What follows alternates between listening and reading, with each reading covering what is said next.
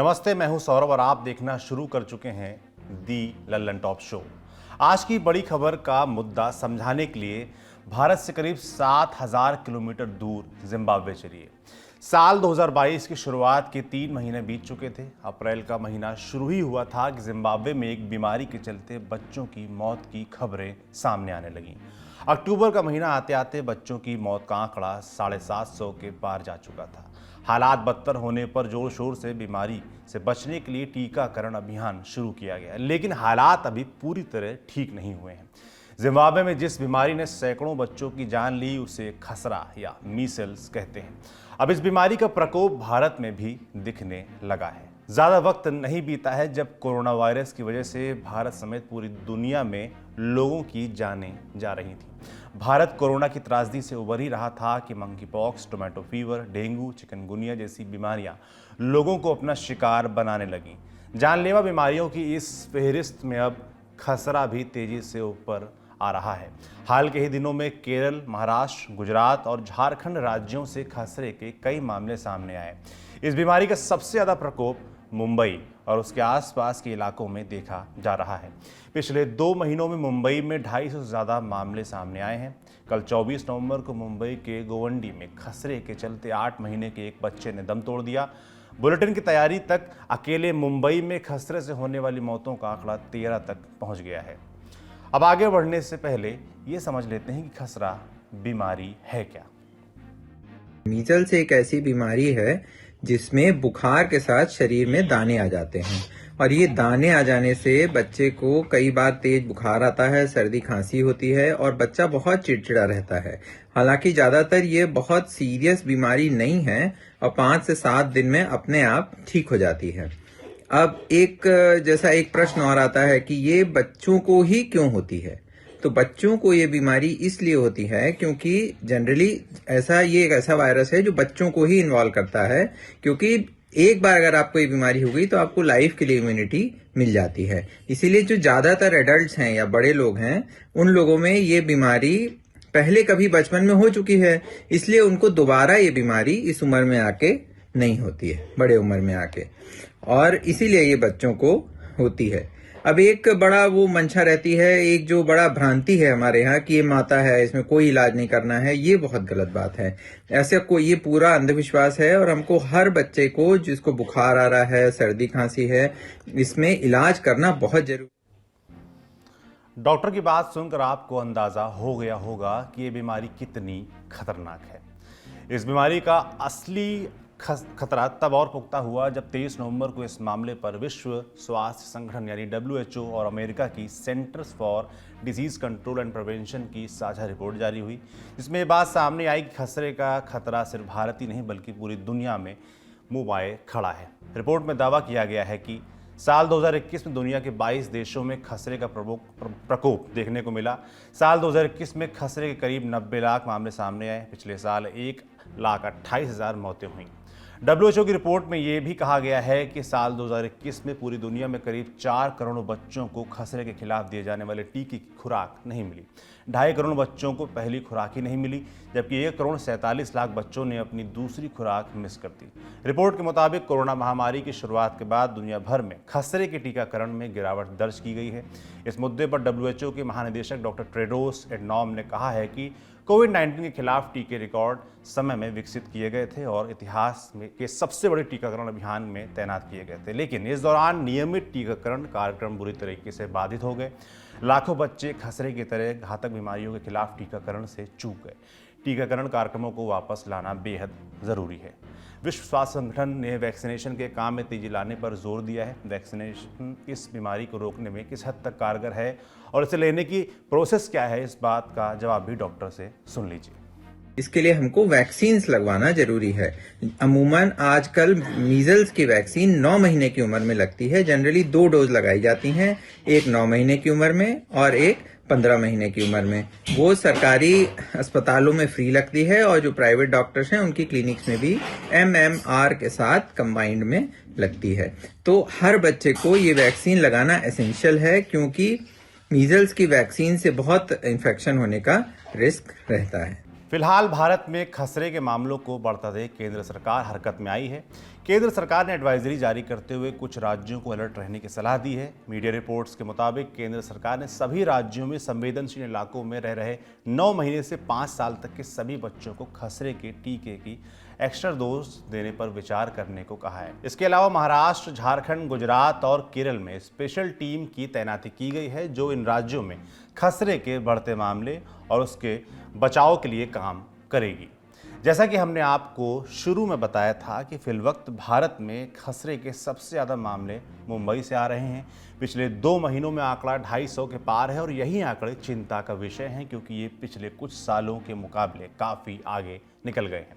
Indian express की report के मुताबिक मुंबई में साल 2019 में खसरे के 37 मामले और 3 मौतें दर्ज हुई। साल 2020 में 29 मामले सामने आए, एक भी मौत दर्ज नहीं हुई। साल 2021 में 10 मामले और 1 मौत रिपोर्ट की गई थी। मुंबई के धारावी, गोवंडी, कुर्ला, माहिम, बांद्रा और माटुंगा जैसे इलाके खसरे के हॉटस्पॉट के तौर पर उभरे हैं। खसरे से निपटने के लिए बीएमसी घर घर जाकर लोगों को टीकाकरण के लिए जागरूक कर रही है।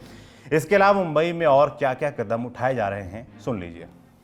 बीएमसी बड़े पैमाने पे इसमें जुटी है। सारा स्टाफ हमारा इसमें जुटा है। जो एरिया जहां पर आउटब्रेक हुआ है वहां पर हम लोगों ने बाकी के वार्ड के भी स्टाफ को मोबिलाइज किया है।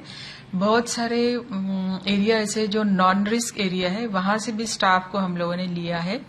और हमारे जो दूसरे डिपार्टमेंट है जैसे कि मलेरिया के स्टाफ है या और कोई डिपार्टमेंट हेल्थ में, तो उन्हें भी हम लोगों ने इस काम के लिए भी लगाया। जो वैसे भी फील्ड में जाते हैं, डेली हाउस टू हाउस सर्वे करते हैं, तो उसके साथ में हम लोगों ने ये भी काम बताया है कि मीजल्स का भी अगर कहीं केसेस मिलते हैं तो उन्हें नोटिफाई करना है। जी।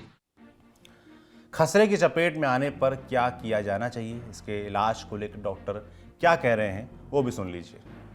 ट्रीटमेंट के हिसाब से जब अगर किसी को मीजल्स डायग्नोज हो गया, और एक और चीज अब हम बताना भूल गए कि माउथ के कैविटी के अंदर थ्रोट के पास कॉप्रिक स्पॉट्स नाम के चीज होते हैं, स्पॉट्स आ जाते हैं जो उसको हम देख के डायग्नोज पक्का कर सकते हैं कि इस बच्चे को मीजल्स है। कमिंग बैक टू ट्रीटमेंट में आपको सिम्टोमेटिक ट्रीटमेंट देना है, पैरासीटामोल या बाकी एंटीबायोटिक्स देना है और खांसी को रोकने का कोशिश करना है सिम्टोमेटिकली। एंड हमें बहुत क्लोज ध्यान देना है कि हमें किसी तरह से कॉम्प्लिकेशन की तरफ ना जाएं। और दूसरी बात, रैश के लिए, आराम के लिए you can use normal lotions like लैक्टोपेनाइड, कैलामीन और कैलोसॉफ्ट वगैरह। बट फाइनल थिंग जो हम बताना चाहेंगे कि सबसे प्रमुख चीज मीजल्स के लिए is measles prevention by measles vaccination. खसरा एक संक्रामक बीमारी भी है, इससे बचने के लिए एहतियात उठाना बेहद ज़रूरी है। बाकी पिछले कुछ समय में हमने कोरोना जैसी महामारी का सामना किया है, तो हमें पूरा विश्वास है कि इस बीमारी से भी पार हम पा लेंगे। पहली सुर्खी दिल्ली की राजनीति से है, जहां एमसीडी चुनाव के बीच जमकर आरोप प्रत्यारोप लगाए जा रहे हैं। केजरीवाल की हत्या की साजिश, आप नेता संदीप भारद्वाज की सुसाइड और दिल्ली के स्कूलों में कथित घोटाला, ये कुछ ऐसे मुद्दे हैं जिन्होंने आज जमकर सुर्खियां बटोरी। साथ ही कथित शराब घोटाले में चार्जशीट भी दायर हुई है। दिल्ली के उप मुख्यमंत्री मनीष सिसोदिया ने दावा किया कि बीजेपी अरविंद केजरीवाल की हत्या करवाना चाहती है। इस दौरान सिसोदिया ने बीजेपी नेता मनोज तिवारी को भी साजिश का हिस्सा बताया। कल मनोज तिवारी जी ने एक तरह से धमकी दी है केजरीवाल जी को, और मनोज तिवारी जी की उस धमकी से ये साफ हो जा रहा है कि भारतीय जनता पार्टी अरविंद केजरीवाल जी की हत्या करने की साजिश कर रही है। जिस तरह से कल मनोज तिवारी जी ने जिस भाषा में बात की है, वह पूरी तरह से खुली धमकी है कि षड्यंत्रों में अरविंद केजरीवाल जी को फंसाने में नाकामयाब भाजपा तरह तरह की गाली गलौज, तरह तरह के आरोपों, तरह तरह के झूठ में उनको बदनाम करने की कोशिशों में नाकाम हुई भाजपा अब हत्या की कोशिशों पर। आगे मनीष सिसोदिया ने कहा कि केजरीवाल को जान से मारने की धमकी देने पर मनोज तिवारी को गिरफ्तार किया जाना चाहिए। दरअसल कल मनोज तिवारी ने ट्वीट कर लिखा था, अरविंद केजरीवाल जी की सुरक्षा को लेकर मैं चिंतित हूं, क्योंकि लगातार भ्रष्टाचार, टिकट बिक्री व जेल में बलात्कारी से दोस्ती व मसाज प्रकरण को लेकर आप कार्यकर्ता व जनता गुस्से में हैं, इनके एमएलए भी पिटे हैं, इसलिए दिल्ली के सीएम के साथ ऐसा ना हो, सजा न्यायालय ही दे। इसी ट्वीट को लेकर आम आदमी पार्टी केजरीवाल की हत्या की साजिश से जोड़कर बता रही है। मामले पर मनोज तिवारी की सफाई भी सामने आई है, सुनिए उन्होंने क्या कहा। हमारा ट्वीट पढ़े, हम क्या लिखे हैं।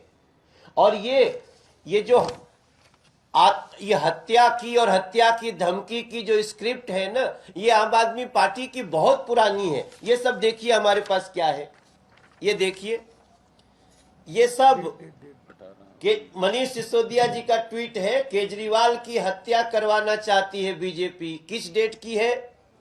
2019। ये 2019 में है। ये अलग अलग डेट है। तो ये तो हर साल खाली साल बदलता है, इनका आरोप यही रहता है। हत्या की साजिश के बीच आम आदमी पार्टी के नेता संदीप भारद्वाज की मौत पर भी राजनीति तेज हो रही है।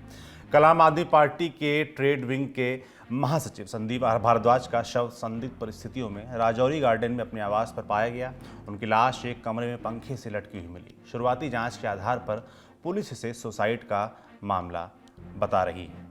आज तक की रिपोर्ट के मुताबिक संदीप के दोस्तों की माने तो संदीप एमसीडी चुनाव में टिकट न मिलने से खासे निराश थे। नामांकन के आखिरी दिन उनकी तबीयत बिगड़ गई थी और उन्हें 2 दिन तक अस्पताल में भी रहना पड़ा था। बीजेपी नेता मनोज तिवारी का कहना है कि यह आत्महत्या नहीं, हत्या है और इस हत्या के लिए अरविंद केजरीवाल जिम्मेदार हैं। वहीं सिसोदिया का कहना है कि संदीप मेरे करीबी थे और इस दुखद घटना को टिकट वितरण से जोड़ना ठीक नहीं है। खैर, अब बात दिल्ली की शिक्षा मॉडल की। वही शिक्षा मॉडल जिसकी बात अरविंद केजरीवाल पूरे देश में करते हैं और अब इसी शिक्षा मॉडल में घोटाले के दावे किए जा रहे हैं। दिल्ली सरकार के डायरेक्टरेट ऑफ विजिलेंस ने अपनी रिपोर्ट में दिल्ली के 193 सरकारी स्कूलों में 2405 क्लासरूम के निर्माण में वित्तीय अनियमितता की बात कही है। इस दौरान 1300 करोड़ के घोटाले के बात सामने आ रही है। इंडियन एक्सप्रेस की रिपोर्ट की माने तो विजिलेंस डिपार्टमेंट ने फाइनल रिपोर्ट दिल्ली के चीफ सेक्रेटरी नरेश कुमार को सौंप दी है। रिपोर्ट पर प्रतिक्रिया देते हुए आम आदमी पार्टी ने रिपोर्ट के बीजेपी ऑफिस में तैयार होने की बात कही है। ये सारी भारतीय जनता पार्टी के हेडक्वार्टर में इनकी एफआईआर वहीं लिखी जाती है, इनकी चार्जशीट वहीं लिखी जाती है, इनकी विजिलेंस रिपोर्ट वहीं लिखी जाती है, तभी तो ऐसा होता है। वरना स्कूल में तथाकथित कोई घोटाला हुआ, उसकी कोई विजिलेंस रिपोर्ट है, वो अभी अखबार में मैं पढ़ रहा था कि वो चीफ सेक्रेटरी के पास गई है और वो मीडिया के पास है। वो मिनिस्टर को नहीं बताई गई, वो सीवीओ को नहीं दी गई, जो देश के विजिलेंस डिपार्टमेंट है उनको नहीं दी गई, वो मीडिया को दी गई है। तो ये भारतीय जनता पार्टी ने अपने यहाँ स्क्रिप्ट लिखते हैं और मीडिया को जारी करते हैं, रोज यही कर रहे हैं। वहीं बीजेपी के दिल्ली प्रदेश अध्यक्ष आदेश गुप्ता इसे आम आदमी पार्टी का भ्रष्टाचार बता रहे हैं कि इसमें 1300 करोड़ रुपए का घोटाला हुआ है। दिल्ली सरकार ने कोई भी क्षेत्र नहीं छोड़ा है। उन्होंने जल बोर्ड नहीं छोड़ा, उन्होंने यमुना नहीं छोड़ी, उन्होंने आकाश नहीं छोड़ा, उन्होंने अब यहाँ क्लासरूम बनाने में भी इतना बड़ा घोटाला किया है। शिक्षा मॉडल में भ्रष्टाचार से इतर दिल्ली के कथित शराब घोटाले में सीबीआई की तरफ से चार्जशीट दायर की गई है। ये चार्जशीट दिल्ली के साउथ एवेन्यू कोर्ट में दाखिल की गई है। चार्जशीट में कुल 7 लोगों का जिक्र है। इसमें आम आदमी पार्टी के कम्युनिकेशन इंचार्ज विजय नायर, अभिषेक बोइनपल्ली और उनके सहयोगी अरुण पिल्लई, मुथ्थू गौतम, शराब कारोबारी समीर महेंद्रू समेत 2 अधिकारियों के नाम शामिल हैं। चार्जशीट में मनीष सिसोदिया का नाम नहीं है और जांच एजेंसी का कहना है कि उनके खिलाफ अभी जांच हो रही है, इसलिए चार्जशीट में उनका नाम नहीं है। वहीं आपका कहना है कि चार्जशीट में नाम नहीं है, इससे साबित होता है कि सिसोदिया को झूठा फंसाया जा रहा है। अब शराब पॉलिसी मामले में अगली सुनवाई 30 नवंबर को होगी। दूसरी सुर्खी का संबंध इतिहास को दोबारा लिखे जाने से है। कल यानी 24 नवंबर को केंद्रीय गृह मंत्री अमित शाह ने वीर योद्धा अहोम सेनापति लचित बोरफुकन की 400वीं जयंती समारोह कार्यक्रम में हिस्सा लिया था। इस दौरान शाह ने कहा कि अगर इतिहास को तोड़ मरोड़ कर लिखा गया है तो उसे फिर से लिखिए। मैं कई बार सुनता हूं, मैं अभी इतिहास का विद्यार्थी हूं, मैं कई बार सुनता हूं कि हमारे इतिहास को गलत तरीके से लिखा गया है, हमारे इतिहास को तोड़ मरोड़ कर लिखा गया है। हो सकता है वो सही हो, परंतु हमारे इतिहास को गौरवमय तरीके से लिखने में अब हमें कौन रोकता है? कौन रोकता है?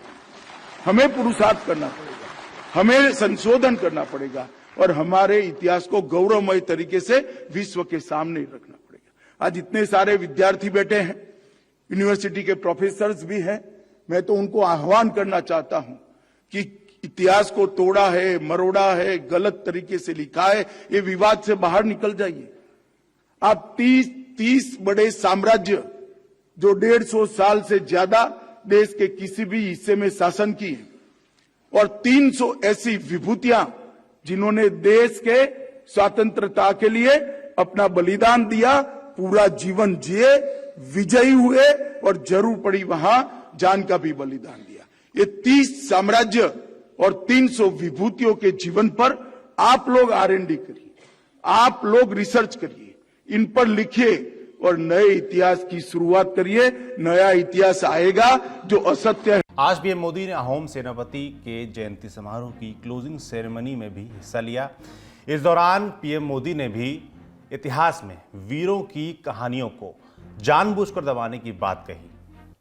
आजादी के बाद जरूरत थी हमें गुलाम बनाने वाले विदेशियों के एजेंडे को बदला जाए, लेकिन ऐसा नहीं किया गया। देश के हर कोने में मां भारती के वीर बेटे बेटियों ने कैसे आतताइयों का मुकाबला किया, अपना जीवन समर्पित कर दिया, इस इतिहास को जानबूझ करके दबा दिया गया। बयानों के बीच वीर लचित बोरफुकन के बारे में भी जानना जरूरी है।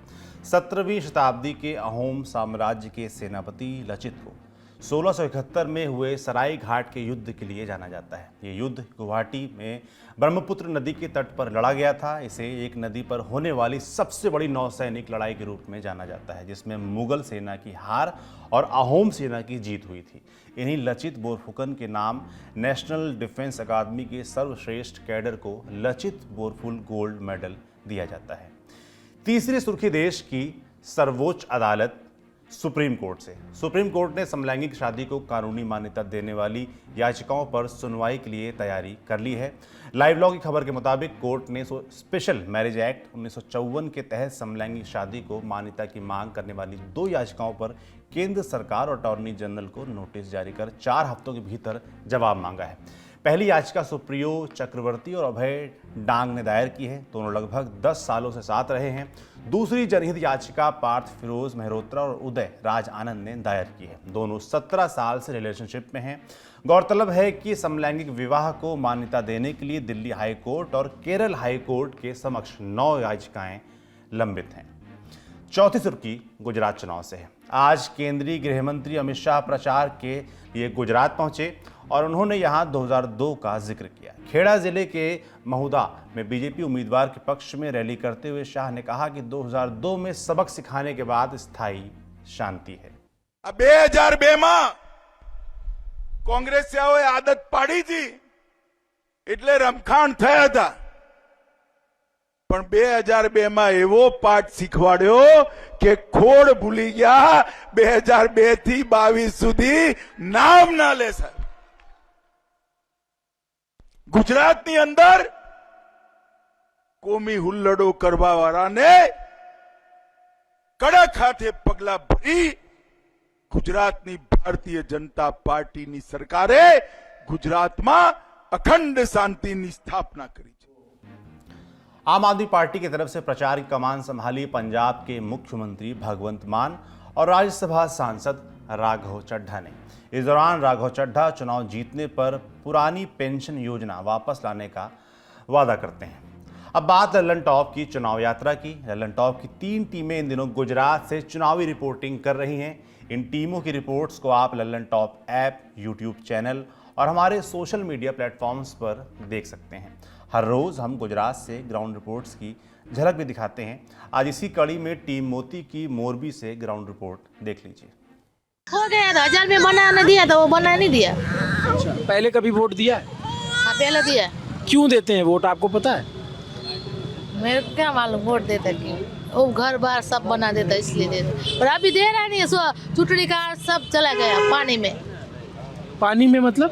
पानी में चला गया, सब डूब गया, सब राशन कार्ड बदू चला गया। और नदी किनारे रहती है क्या? हाँ, अच्छा। अभी तो भाड़े पे रहता है, पहला झुपड़ू थी। नहीं तो आप कह रही थी सिर्फ वोट देते हैं तो घर बार सब बना देते हैं, क्या आपको क्या पता क्यों देते हैं वोट? वोट देता है, मेरे को कुछ पता नहीं भाई। नहीं तो जब दिया होगा तो किसी ने बोला होगा ना चलो वोट देना है। वोट देने का है पर हम दूसरे काम में देता है, इधर हमारा कुछ है नहीं। मेरे आदमी का सब कुछ है, आधार कार्ड है, चुटड़ी कार्ड है, बस ये पान कार्ड है, सब है। अच्छा, उसका सब है, मेरा कुछ नहीं है अभी। विधायक क्या होता है जानती है? नहीं मालूम मेरे को। धारा सभ्य सारा सब है। कौन होता है वो? अभी ये सब मेरे को नहीं पता भाई, खाली ये धंधा कर है। ये सिर्फ एक हिस्सा भर है। पूरी रिपोर्ट जब आप देखेंगे तो चुनाव और लोकतंत्र पे इनके जवाब सोचने पर आपको मजबूर कर देंगे। ग्राउंड रिपोर्ट्स के साथ आप हमारे इंटरव्यू की सीरीज जमघट भी देख सकते हैं। जमघट सीरीज में भी कांग्रेस नेता जिग्नेश मेवाड़ी और पूर्व मुख्यमंत्री शंकर सिंह वाघेला के इंटरव्यूज आ चुके हैं और ये सिलसिला गुजरात चुनाव तक जारी रहेगा। इसके अलावा आप ऐप पर लाइव क्विज भी खेल कर इनाम जीत सकते हैं। सोमवार से शुक्रवार रात 9 बजे क्विज लाइव होगी। क्विज खेलने पर इनाम भी है। हर दिन टॉप 50 विजेता चुने जाएंगे जिन्हें तुरंत 100 रुपये का इनाम भेजा जाएगा। आज के लिए इतना ही। अब मुलाकात होगी सोमवार को। तब तक के लिए शुक्रिया। शुभ रात्रि। आपके ज्ञान की गहराई नापने के लिए आ गई है ललन टॉप क्विज। मौके पर दो जवाब और मौके पर ही पाओ इनाम। सोमवार से शुक्रवार रात 9 बजे सिर्फ ललन टॉप ऐप पर। याद रखो कक्का की बात जो कही गई है नॉलेज पर हाल लगाओ हाल फायदा, दे लगाओ का फायदा। तो फटाक से डाउनलोड करो ललन टॉप ऐप और आ जाओ 9 बजे क्विज खेलने के लिए हमारे साथ।